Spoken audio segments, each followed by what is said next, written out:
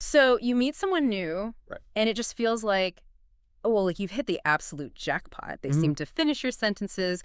They love the exact same, like, really niche documentaries you're into. Yeah. And they've adored your favorite band for years. You know, that band you thought maybe you and like four other people on Earth even knew existed. That specific thing. And when you suggest dinner, it's not just, okay, sounds good. They actually crave the exact specific dish you were just thinking of, like pasta with mushrooms. Exactly. It's uncanny. It really is. It's this feeling of total, almost miraculous symmetry. Hmm. And you think, this is it. I finally found my mirror. Hmm. But what if that perfect alignment, the thing that feels like your deepest hope for connection realized, what if it's actually a tragedy?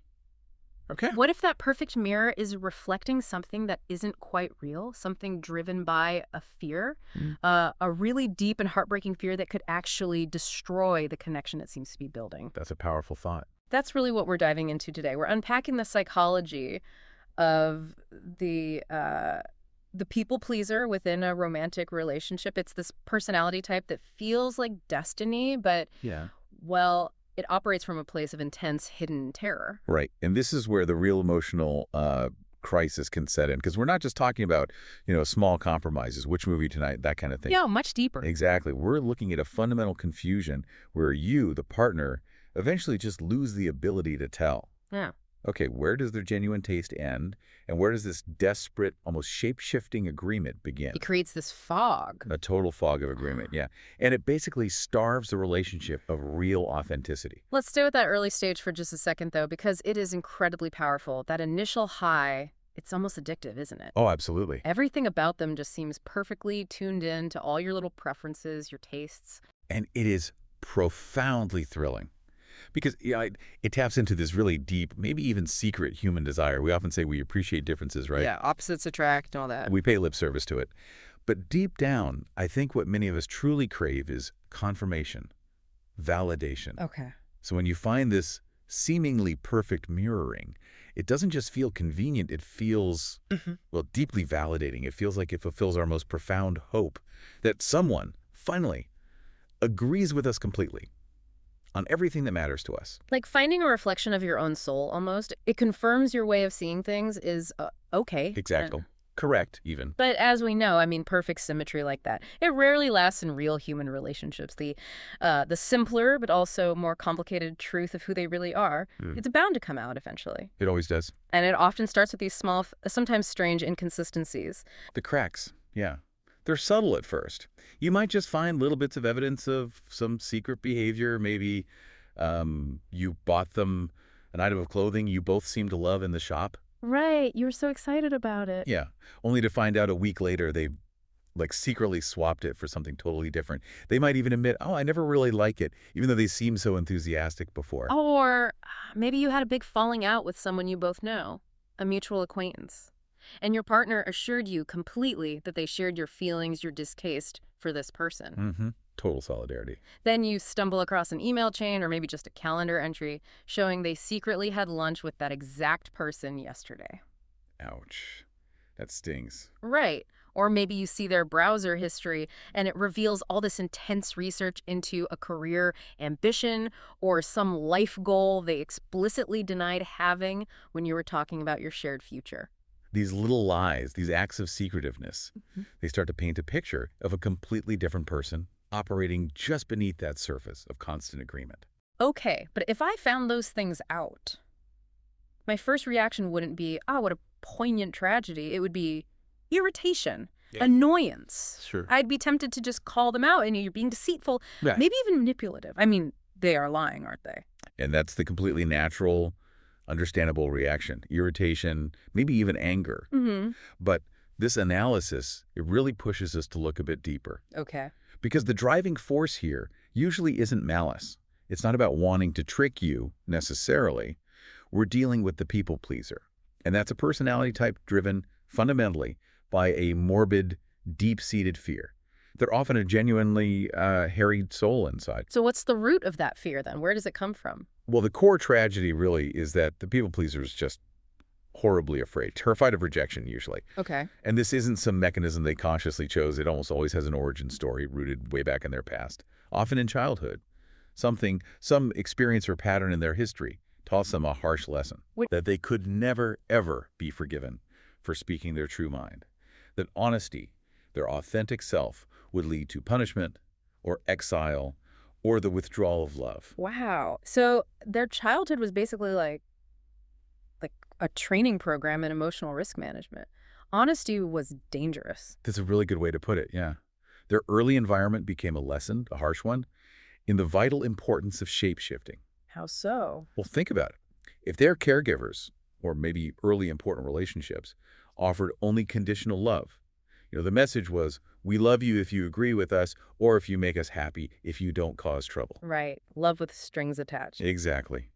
Then they were essentially forced to become geniuses at detection. They had to develop this almost intuitive skill set for sensing precisely what the other person wants or needs, or maybe fears, and then serving that up with near total fidelity. So it looks like selfless affection. But it's actually a defense mechanism. It's self-preservation wearing the mask of agreement. That makes it incredibly tricky in a romantic relationship, doesn't it? I mean, it's difficult enough dealing with a conflict-avoidant boss or coworker, but when it's your partner, they're people-pleasing, it sort of perfectly targets our own deepest need in relationships, that desire to be fully seen, understood, agreed with. It hooks right into that. Which makes it almost impossible to tell where the genuine connection and alignment stops and where this almost manic, subservient agreement begins. And that lack of grounding, that inability to know what's real, that's what creates this fog of agreement we mentioned. And it escalates the stakes dramatically. Yeah. Because, look, it's one thing if they're maybe pretending to like your favorite band. Annoying, maybe, but survivable. Right. Low stakes. But then you have to start asking much bigger questions. Questions about really consequential life decisions. Because the small lies, they start making you doubt the big commitments, the big agreements. Precisely. The questions become absolutely critical to the health, even the viability of the partnership. If they aren't straight about the small stuff, well, do they really think exactly like we do about major things, like money, financial habit? Or even bigger things. Yeah. Is their sexuality truly what they express? Or are they maybe mirroring my desires just to make sure I don't leave? Do they actually want to get married? Do they really want kids?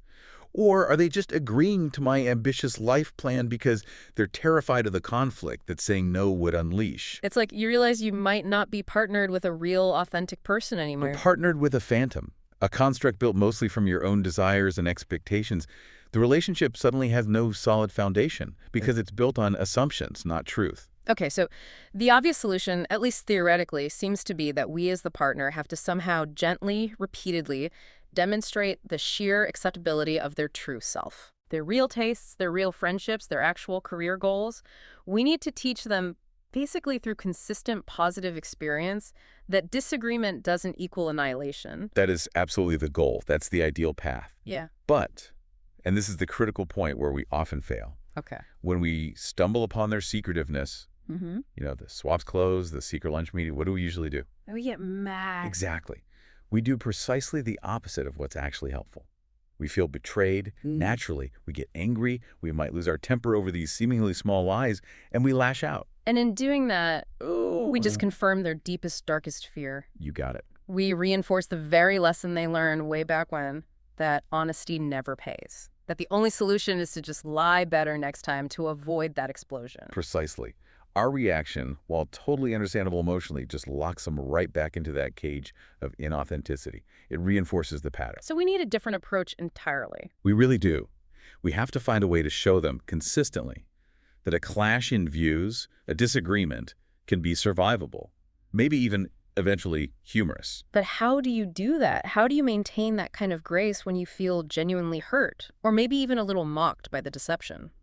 It's hard to be the calm, benevolent teacher when you feel like you've just been lied to. It is incredibly difficult, Yeah. no question.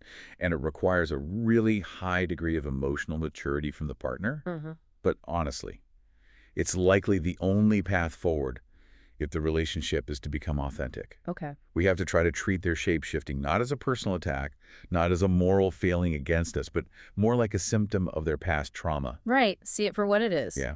And the sources we looked at suggest maybe incorporating some humor and acceptance carefully. Like what? Well, for instance, one really interesting suggestion was, as early as you possibly can, maybe give them a small gift, like a little toy chameleon. Huh. The ultimate shapeshifter. Exactly. Or perhaps just, send the chameleon emoji with a little question mark next time they outline some extraordinarily enthusiastic, totally unexpected agreement to your plans or ideas. Oh, I like that. That's brilliant, actually. It's gentle. Mhm. It's a way of saying, without accusation, hey, I see you, and I accept the possibility that maybe, just maybe, you're shifting right now primarily to please me. It's like an invitation. An invitation to step into authenticity, Yeah. yeah. But without the immediate threat of a big confrontation. It takes the high stakes out of it. It tells them, look, I kind of know you might be doing this because you're scared, but you don't need to be scared with me. Yes. We have to consciously create a relationship environment where differences are genuinely survivable, Mm. which is likely the complete opposite of the traumatic conditional environments they grew up in. Yeah. And the final, really essential truth here is this.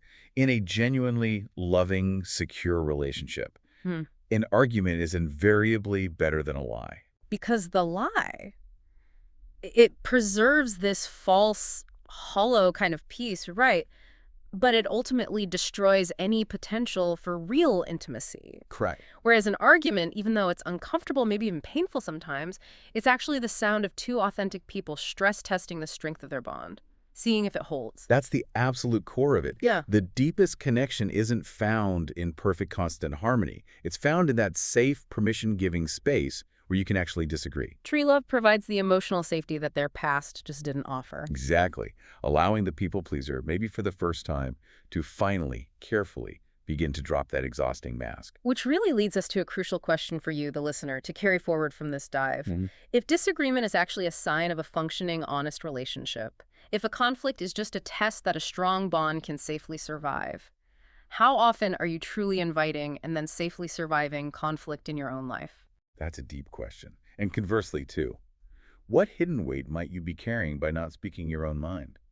Or maybe what weight are you unknowingly imposing on others by not giving them the absolute judgment-free space to speak theirs? It really makes you think, doesn't it? About whether you've maybe prioritized the fleeting comfort of just keeping the peace over the much more foundational, though sometimes difficult, value of truth.